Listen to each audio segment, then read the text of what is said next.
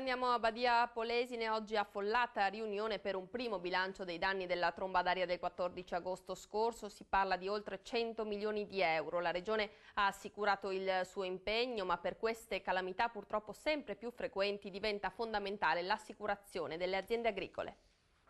Ecco, noi abbiamo fatto una stima per adesso, noi pensiamo che siano superiori ai 100 milioni di euro. È una striscia di circa 10 km di larghezza per una lunghezza di 30 km che va da Badia Polesine fino a Canaro. Volti tesi ma soprattutto rassegnati, quelli degli agricoltori polesani colpiti 3 giorni fa da una devastante tromba d'aria accompagnata da una violenta grandinata.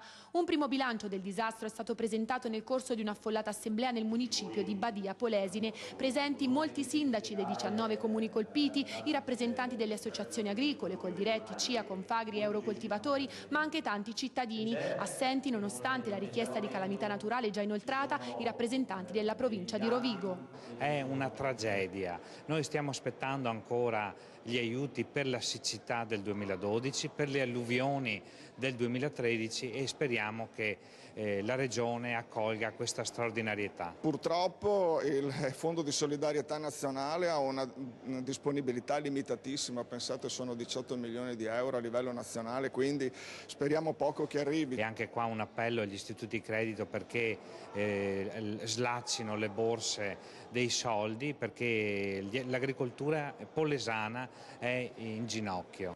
Agli agricoltori che in centinaia hanno perso ettari di mais, barbabietola, soia, ma anche di frutteti e vigneti, la Regione ha garantito il suo massimo impegno, a partire dai piani di sviluppo rurale. Quello che può fare la Regione è già stato avviato, accelerare le procedure per lo stato di calamità, in maniera che poi il Governo, decretando questo, si possa poi fare le domande per i contributi. Con il PSR si possono mettere in essere strumenti che riparino dal rischio attraverso assicurazione multirischio e soprattutto assicurazioni sul reddito.